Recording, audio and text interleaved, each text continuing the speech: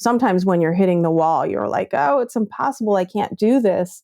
Something that resonated with me was that when we're born, we don't know how to walk and you have to take those first steps. You're going to stumble. You just have to kind of get up. And when you're born, you have no fear. When you start to walk, you've already made that commitment to figure it out because you see other people doing it. Welcome to the Business for Good podcast, a show where we spotlight companies making money by making the world a better place. I'm your host, Paul Shapiro, and if you share a passion for using commerce to solve many of the world's most pressing problems, then this is the show for you. Welcome, friends, to the 63rd episode of the Business for Good podcast. Now, before we get to the episode at hand, and trust me, it's a cool one, and in fact, a startup that, as you'll hear for yourself, you yourself can invest in it. Wow, did we get a lot of feedback on the last episode with philosopher Peter Singer. Many listeners were intrigued by the conversation we had and offered very positive feedback, but a few had critiques of my side of the conversation.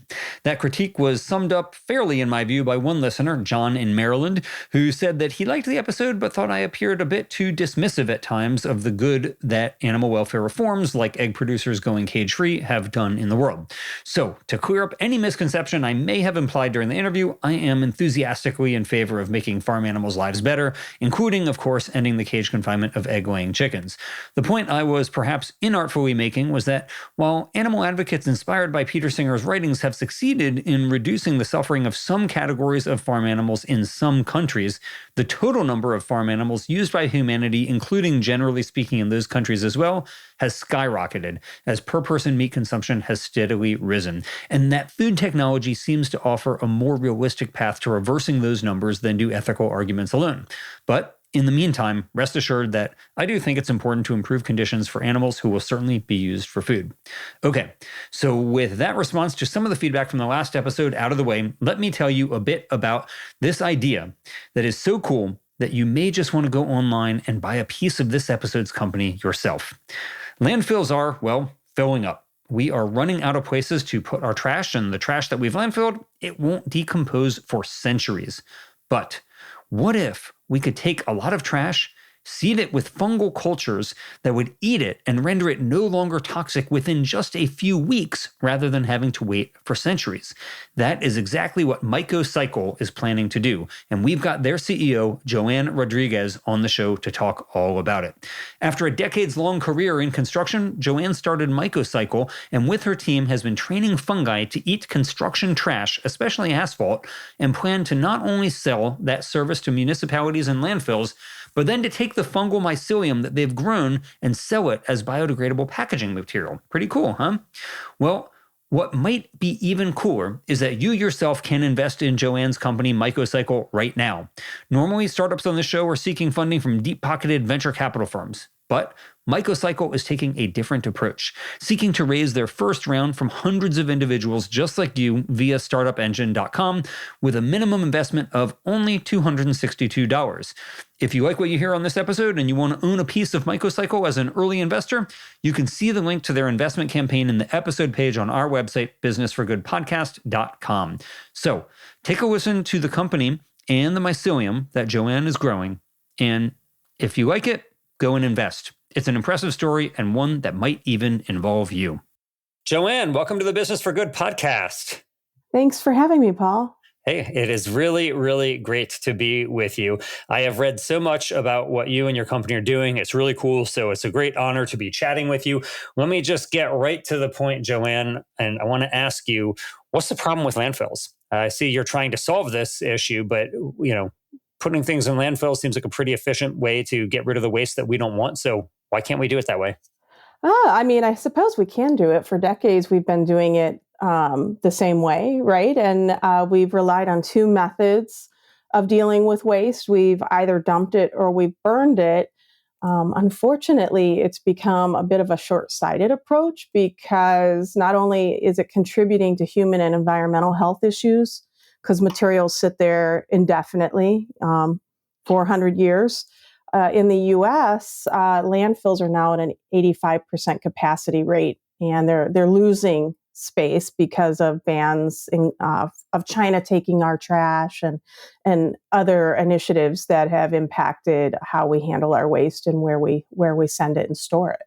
Sure. So when you talk about bans in China, just explain what that means. So we used to send a lot of our trash to China, but now they won't take it anymore? Yeah, they won't take it anymore. They're like, no, I mean, they're running out of room. This isn't just a US issue, this is a global waste issue. Um, uh, Landfills around the world are operate differently, and many countries don't even have landfills. They just burn their trash or they just dump it into big piles. But China said, yeah, we're not taking it anymore. And so, what happened effectively when we would talk about recycling programs, a lot of the things that we would take into recycling bins, like cardboard, paper, plastics, were actually being sent on large boats to China, and China was left to deal with it. And now they said no more. And so we have to prioritize what goes into landfill space, and those items have to go someplace. Sure. So this is something that you have not just learned about since starting your own company a few years ago, but you really have an illustrious background, Joanne, in the construction industry prior to becoming an entrepreneur. So tell me just a little bit about what you've been doing for the decades of your life prior to starting Microcycle then in the construction field. Sure, sure. Yeah. I mean, like you said, I've worked for 30 plus years in an industry that created materials for the built environment. So the last 16 plus, I was at a manufacturer of commercial roofing and building products, super glamorous. And I had the opportunity to lead sustainable and strategic initiatives for them.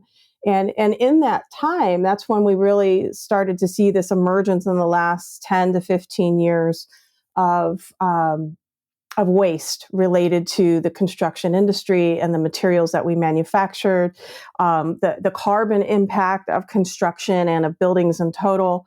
And so it just kind of came to a culmination for me to say, wait a minute, we've got to figure out how to solve this. And the industry itself was also looking at this in not in isolation, but specific to like asphalt shingles.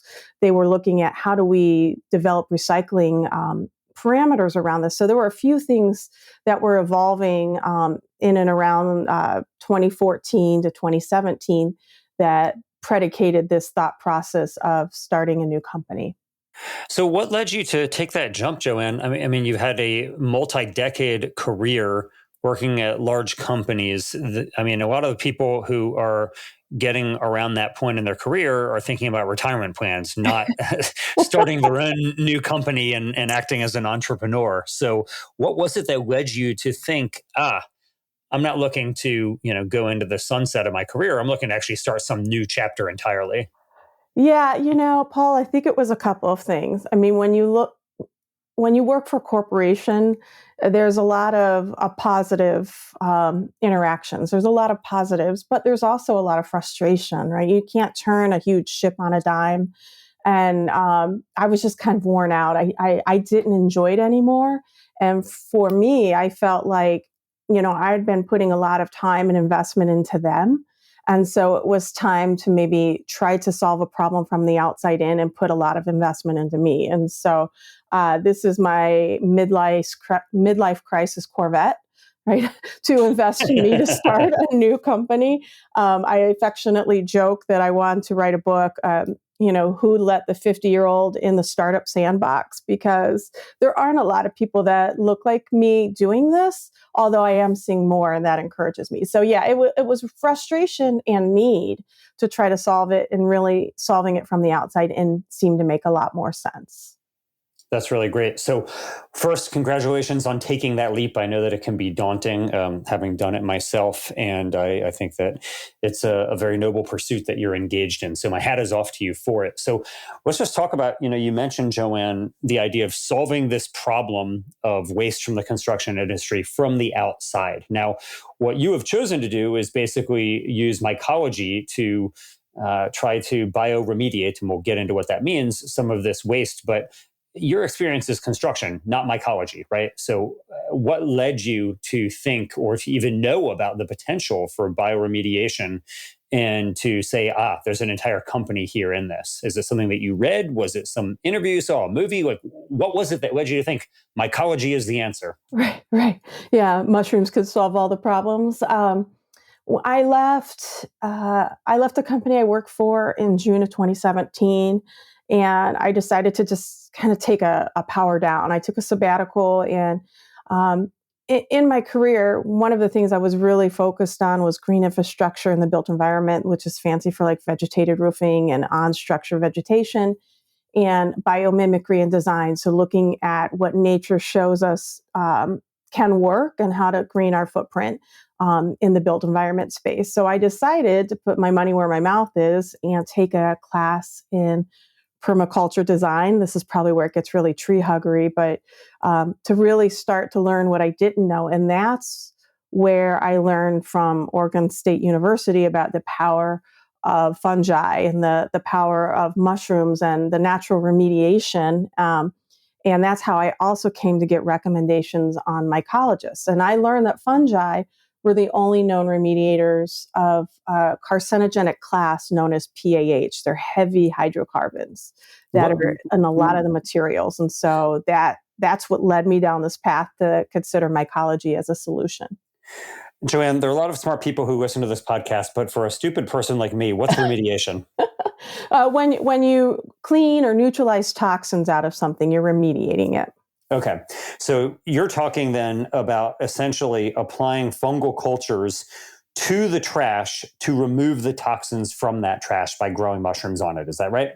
Pretty much. Yeah. We've trained mushrooms to eat trash. Now, did you have to train them? I mean, I know that there are, no, I want to make a point. Whenever I hear mycologists talking, they always say fungi, right? They'll say fungus, They'll say fungal, but they say fungi. And I don't feel like I'm cool enough to do that. That's why I say fungi, because to me, if it's fungal and it's fungus, I say fungi. But so I believe both are accepted among the class of mycologists. But once you get to a certain level, it's cool enough to call them fungi. Is that right? Do you think? Yeah. I mean, I go fungi. I don't know that I'm cool enough to call them fungi yet either. Yeah. I'm an equal opportunity offender. It's kind of like, I think of Martha Stewart when she says caramel. I'm still kind of a caramel girl. Yeah, I could see that too. I could see that too. I also, I'm not sure of this. Maybe a listener will correct me, but I also think there may be like a British and American difference there, that the Brits say fungi, but maybe I am not right about that. No, you're correct, Paul. Oh, okay. Yeah. It reminds me of one time I was in London and the waiter at this restaurant asked me if I wanted on my pizza any aubergine. And I was like, I really have no idea. And he was like, do you want me to come back after you make up your mind? I said, no, I don't have any idea because I don't know what you're asking me. And he's like, well, if you would like aubergine or not, that's what I'm asking him. Like, okay, is it an animal or is it a plant? He's like, it's a purple plant. I was like, oh, okay. I'd love some eggplant. But anyway, so the Brits have a different way of doing things, but I'm going to use fungi because that's the status. I think I have that low status here. So, let me ask you, you say that you've trained these fungi to eat toxins. Well, my understanding is there's a lot of fungi who are quite happy to do that already. I mean, there are fungi growing there's like radiotrophic fungi growing in the Chernobyl ruins who are eating literally radiation. That's what they're consuming on their own. Nobody had to train them to do it. So is this something that you selectively bred fungi to do, or did you just find fungi that happen to be particularly good at this task of consuming toxins? We have selected fungi that are really good at remediating this grouping of toxins. And when I say that we've trained them, we've actually created an environment that might take months and months in nature. If you look at trees being decomposed, they don't decompose overnight. You might see the mushrooms pop up overnight on a dead tree, but it takes some effort to break it down. But in order to commercialize or scale something like this, we really need to create an optimum environment. So we take a process that might take,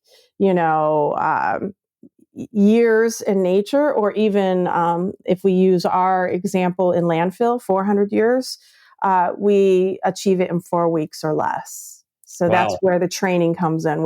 Speed. Mm-hmm. So it reminds me a little bit. We had on a fellow startup called Coral Vita in an earlier episode, where they essentially have found ways to train coral to grow at 50 times the speed at which they would grow in nature, so that they can graft on coral to dying reefs and essentially rehabilitate them. It's a pretty cool thing that they've done there. But how did you do it? Did you have the background in mycology? Did you team up with a mycologist? How did you actually selectively breed fungi in order to get them to be so much more ravenously consumptive of these toxins? Yeah, I started collaborating with someone way smarter than me in this space. I'm not the scientist. I am collaborating with a mycologist, Peter McCoy. He is a longtime practitioner in applied mycology. He authored an 800-page book called Radical Mycology. It really is a manifesto of mycology, and serves as a leading resource globally for mycologists who want to practice in this arena. And we were able to start to work across different formulations and thought processes to develop a patent pending process that allows us to remove these toxins from targeted waste materials. Wow, cool. So I have read your pending patent, and I see that you're using, it looks like two species. You're using pearl oyster and turkey tail. Are those the only two species that you have trained to do this, or do you think this is something that you could do across a wide range of fungi? It's much wider than that, and we actually just got our final patents filed on Monday of last week. So Congratulations. here, thank you. Yeah, very exciting, and it's a much more expansive classification than that.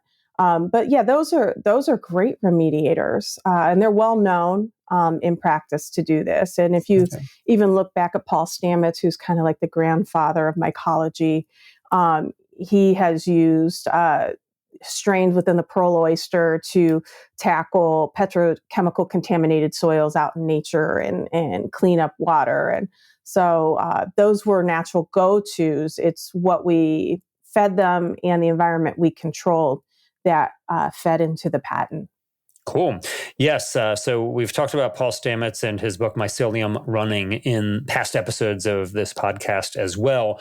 But for those who aren't familiar with bioremediation, Joanne, just what is the basic process here? So just you're talking about asphalt. Let's start with the very beginning. For people who don't know what asphalt is, first, what is it? And then what are you doing to it to render it into some safe material for some other use? Sure, absolutely. So asphalt is a byproduct of the petrochemical refining industry. So if you think about like, oil refinery, there's multiple levels where you have like the super pure grade and you keep working your way down. A lot of the asphalt containing materials are actually considered to be called bitumen. And so that's the classification as part of our beachhead strategy that we went after. And so we grind those materials. We mix them with the fodder. We, pre-treat and inoculate it with the fungal species with the blend.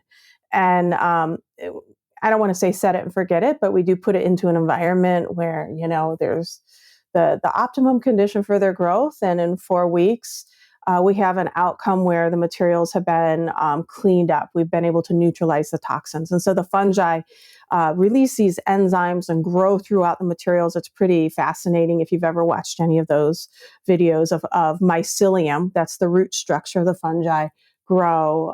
It's pretty cool.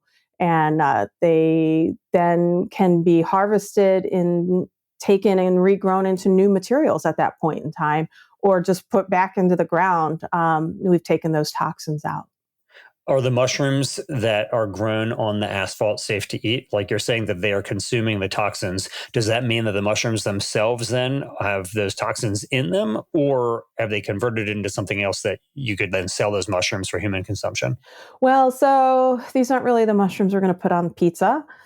We don't get to that fruiting body, which is the mushroom. So a little anatomy of the fungi is that's the name of it, and the mushroom is the cap that you see, which we see in grocery stores and we put on our food. The mycelium is the root structure and is the workhorse for us. That's what we rely on. So we never really get to a point where we're growing an actual mushroom. But to your question, some of these toxins that we're going after, like these polycyclic aromatic hydrocarbons, the PAH that exist naturally in partially fired petroleum processes, or phthalates, which is a whole classification, a redless chemical. It takes them from a complex and toxic. I'm trying to figure out the best way to describe this, but it's a complex being, and it neutralizes it down. It distills it, similar to like photosynthesis. It converts it into something that's not harmful to nature. The only thing that would exist that nobody can get rid of is heavy metal. So toxic heavy metals are always present in the mycelium or in the mushroom. You can sorb them. You certainly, to your point, could take those byproducts and do an additional bolt-on treatment that would maybe extract that for a whole nother industry, maybe be safely burned for bioenergy, biofuel. There are multiple applications we haven't explored yet. Okay. And normally people eat mushrooms, like you say, the fruiting body, but there are a number of companies that are commercializing mycelium for human consumption now. And one of them, corn, Quorn, has been in existence for decades. So if you didn't have those heavy metals, would you be able to eat that mycelium? I mean, I suppose because we're taking them down to acceptable levels. I mean, I hate to say it, but the reality is even anything being grown in nature has a level of toxicity to it. It's just the nature of the beast. We've got rain that's contaminated, air that's contaminated, soil that's contaminated. So yeah, I mean, I would presume that you might be able to with a right extraction, let's say. Mm-hmm. Okay. So if food consumption is not high on your list of commercializable ideas, how does Microcycle end up making money? So I understand the technology you're talking about, which is essentially applying your proprietary fungal culture to asphalt and other construction waste materials that you can render them safe. But then presumably you have to sell that product for something, right? Or sell the service for something. So how is it that the company is going to make money? Well, I mean, we really are focused on transforming that $1 trillion waste management industry. That's one of our primary target markets. And our vision is twofold. The first one is focusing on utilizing microremediation to remove the toxins out of those landfills. And so there's value in that. If you talk to somebody who operates a landfill municipality, and let's just say, let's look at what's happened in Texas with the energy shorts there.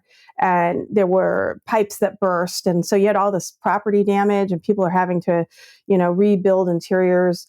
And so all of that material is going to go to dump. They don't have time to really sort this out. Or if you had a hurricane or natural disaster, same thing. These landfills that might have had 50 years of space left, and that's considered airspace, now might only have 30 years of airspace left or 20 years of airspace left. If we could get them 10 years of additional airspace, that is money because they're not issuing more permits to grow landfills. You have to replicate yourself in the industry. So that's one way. The second... Just sorry to interrupt you, Joanne. So just to be clear, the first method of revenue generation would be landfills paying you to bioremediate for them. Landfills, municipalities, waste transfer stations. We really do look at the construction and demolition waste industry. There are everybody I've named, they're already accustomed to handling and sorting these waste streams. So the material recycling facilities, and so the benefit to them is, okay, diverting this from landfills. But the second phase of this would be the opportunity to sell the remediated or cleaned up biomass, the cleaned up materials of mycelium, mushroom-based products into new applications. So manufacture of packaging, of building materials, of drainage components. There are a lot of applications we've not even recognized, but the second phase really is working with manufacturers to remediate in a decentralized waste management fashion their industrial manufacturing waste, so they can go circular in their process and re-enter into some format, so they're lessening their footprint.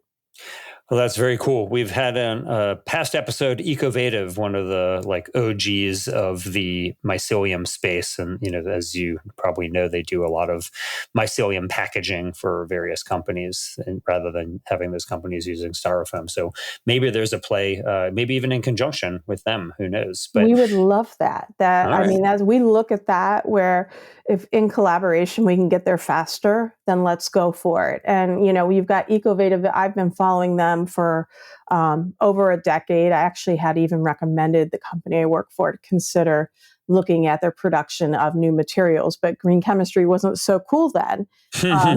It's definitely cool now. You have Mogu out of Italy. You have Biome out of the UK. You have these sectors that are manufacturing with lab-grown mycelium. The proposition we bring to the table is, hey, let's use all of this waste as a resource and enter that into new materials. Yeah. Yeah. One of the biggest things I think happening right now in the mycelium world is the deal that Bolt Threads inked with Adidas, that they are going to be making Adidas shoes that are made from a quote unquote leather that's made from mycelium that Bolt has grown. Yeah. And that is just a really impressive feat for Bolt and for the entire space of trying to commercialize mycology here for helping to reduce humanity's footprint on the planet. So I do want to ask you, Joanne, you mentioned that municipalities might become the customers of Microcycle, and I know that Chicago Mayor Lori Lightfoot had created this entity called Startup Chicago, and that you are in the inaugural class of it. So first, congratulations. Thank you. But you are going down an unconventional path of trying to fund your own startup here. So just tell me a little bit about Startup Chicago and what they're doing, and then let's talk about the way that you're trying to fund Microcycle here to actually launch into your not only pre-revenue, but into your post-revenue startup phase. Sure. I mean, Startup Chicago is great, and I appreciate Mayor Lightfoot's support of the entrepreneurial ecostructure here. There's a lot of activity. I had the good fortune of coming through an incubator, my first taste of startup and entrepreneurship at 1871 through the Latinx cohort. And so I think it's really a nod and recognition to lend support and exposure to about 100 plus companies under that umbrella to start to bring more national and global recognition to the companies that are starting here, coming from all facets, Internet of Thing. You have Bitcoins, and you have apps, you have med health, and you also have clean tech sector. And one of the things that Startup Chicago has done for us is gotten us more aligned with World Business Chicago, where we will be actually in discussions with them to be introduced into Poland. We actually are expanding. It's kind of like running and walking at the same time. Expanding into the EU. We're working on that right now. And we've got a great deal of business interest in Warsaw. So I'm working across a few entities. So they're working in that manner to facilitate those discussions so we can accelerate those efforts and be aligned with solid partnerships there. In terms of funding, we are democratizing investment. We've really adapted to this dialogue of equity crowdfunding. So we decided November 30th, December 1st to launch on startengine.com. Looked at a lot of the platforms around the equity crowdfund.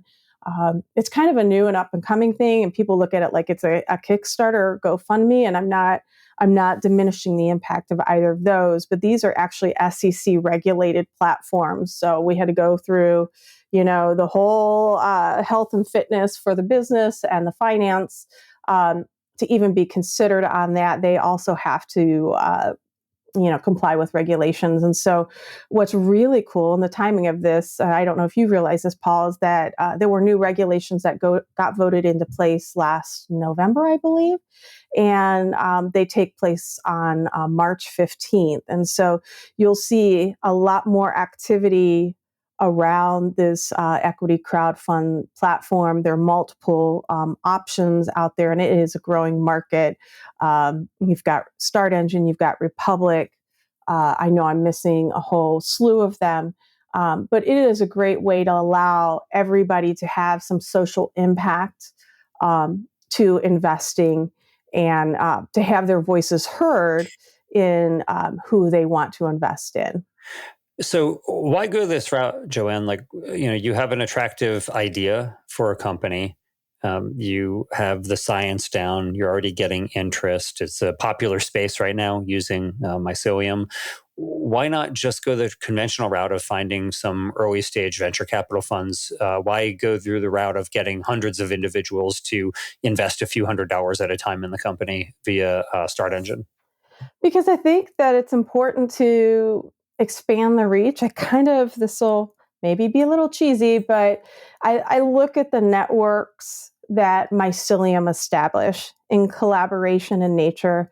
They don't do it alone. They do it with a team. They work in symbiosis. I feel really for our business model to be regenerative, that our first offer, I mean, we certainly were in a lot of discussions with different funders. It just made more sense to me to kind of go this direction. It expanded our reach globally. We'll have probably over 500 investors by the time this is done. I think for mushroom tech, we're able to expand this discussion around nature-based solutions.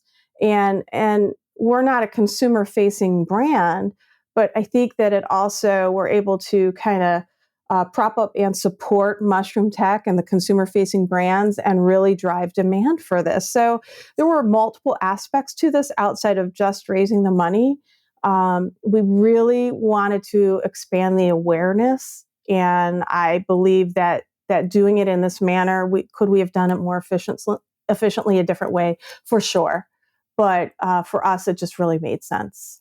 Okay. So you mentioned a potential of 500 small investors in this first round. Does that mean 500 people in your cap table, or is Startup Engine the investor and then those people are invested through them? Yeah, they'll be the fund manager. It'll be consolidated, and that was something we were sure to vet through with them, because we know with a company that's venture backable, going after such a large market space, there's some liability to have to take on, all these individual investors. Nice. All right. So for folks who might be interested, a lot of the times startups come on the show early stage, and individuals don't really stand much of a chance of getting to invest in them because they're really, have minimums that are in the six figures.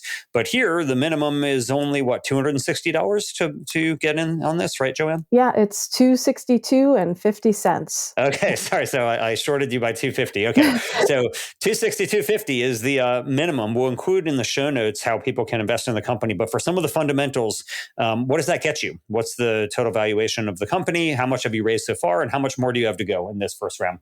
Well, because we are SEC regulated, I have to be aware of what I state. And so I always would just refer everybody back to the platform. It would be startengine.com/Microcycle. And but it gets you an equity investment. And our valuation sits at $7 million. We've had some great activity, large and small investments across the board. So it does end the end of April. We are considering some additional opportunities in that, but I just would like to put everybody to startengine.com and not get myself in trouble with the SEC. Well, you may be limited in what you can say, but I'm not limited. So I'll just say that, you're trying to raise around $900,000 and it looks like you're nearly halfway there. So there's still, 400 or 500 grand left that is available to invest. So if you're interested in Microcycle, we'll include again that link to the Start Engine in the show notes here, and you can go make that determination for yourself. Joanne, you mentioned that you're coming at this late in the game, and I'd imagine that there was a lot when you started this company 3 years ago that you really didn't know about. So I imagine you've learned an enormous amount probably about running a startup in the last 2 years. So for anybody who is thinking about getting into the game themselves, and they want to maybe start their own company, maybe they're interested in mycology or maybe just entrepreneurialism in general, have there been any resources that were helpful to you that you would recommend to others?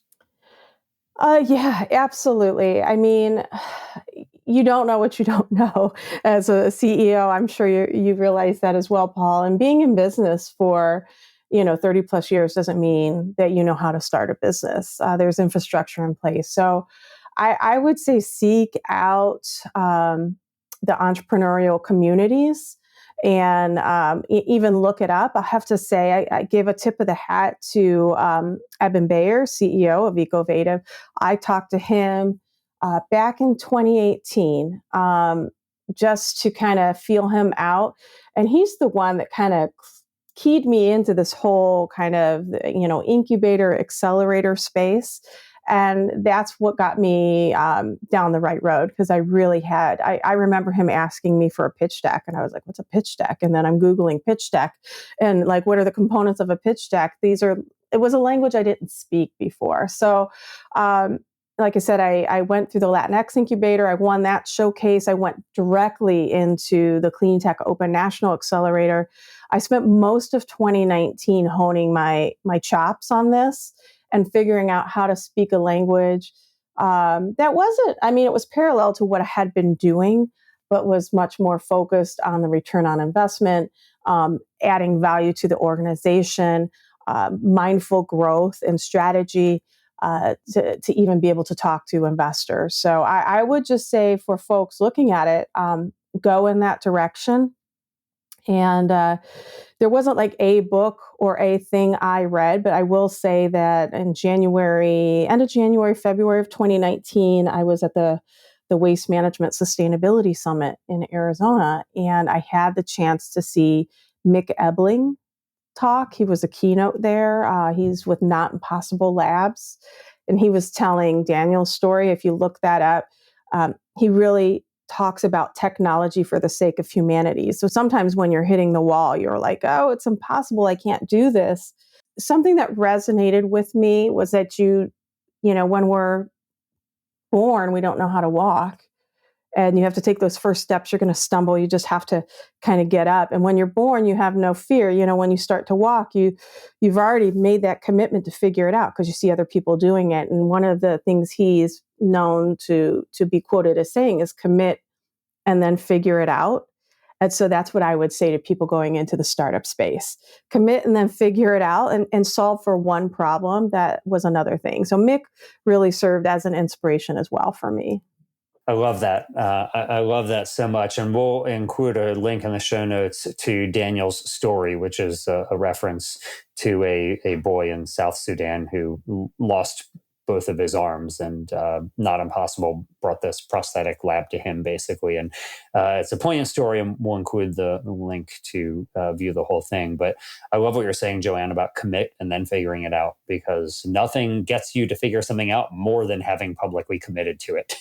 Exactly. If you say it, right?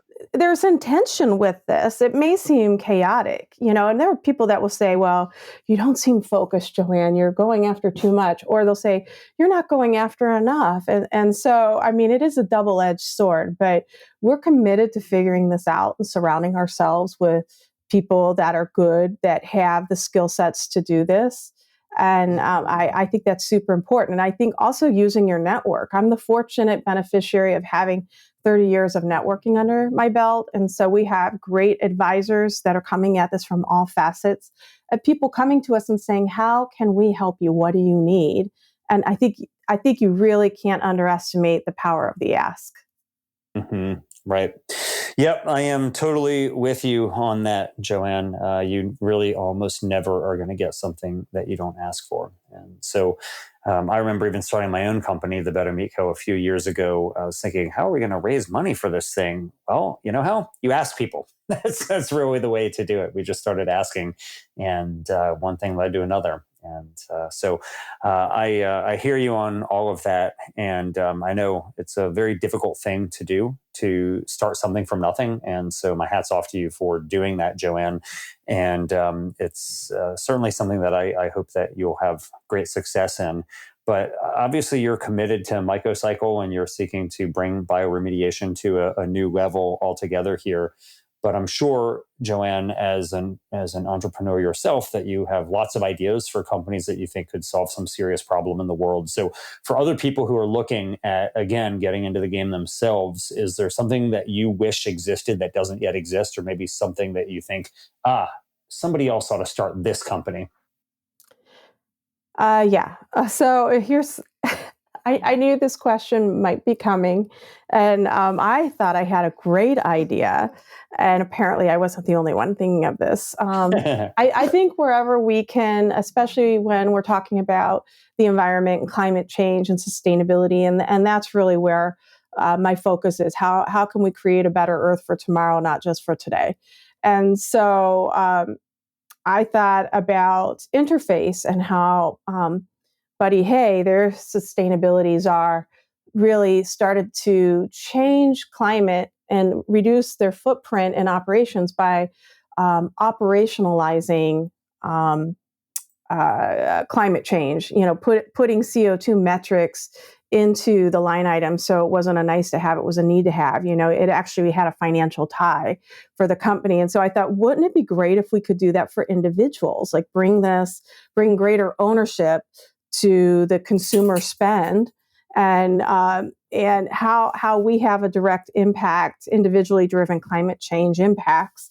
And in researching, there's a company called Yazzie. There are a couple of other apps out there too, but you actually can kind of chart your own individual footprint through your spend. And that would have been my idea. But somebody else had it. And I say bravo to them.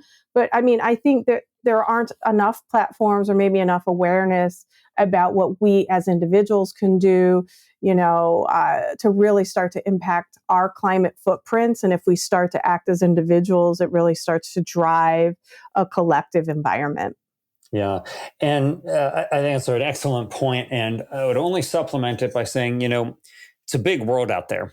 And just because somebody else maybe has an idea or is doing something doesn't mean that there isn't room for somebody else to do the same thing. So, there's enough room for McDonald's, Burger King, and Wendy's, right, even though they're all just selling fast food burgers, right? But there's enough market that all three of them can exist together. In the alternative protein space, there's enough room for both Beyond Meat and Impossible Foods and lots of other companies. Imagine if Impossible had thought, Beyond is already doing a plant-based burger. We don't need to do it. So just because somebody else is doing something doesn't mean that it's not a good idea for you to do as well. Yeah, Apple has a really awesome smartphone, but there's a lot of other good smartphones out there too. Well, yeah. How do we improve on it? How do we drive something next gen? How do we create more adoption and ownership and make everything more accessible? So I would agree with you. Yeah, very good. All right. Well, Joanne, I am really excited about Microcycle, and I will be promoting your start engine so that folks can buy some shares in your company and get a piece of the bioremediation pie here. So I look forward to following what you're doing. Again, I'll be rooting for your success, and I really appreciate everything that you're doing to make the world a better place. Thanks so much. And thanks for doing this podcast too, because I think I believe you really have to highlight these emerging technologies along with the science of industry. And you're doing a great job of doing that. And so I appreciate you getting the word out there. It's very kind of you. Thanks, Thank Joanne. you. Thanks for listening. We hope you found use in this episode. If so, don't keep it to yourself. Please leave us a 5-star rating on iTunes or wherever you get your podcast. And as always, we hope you will be in the business of doing good.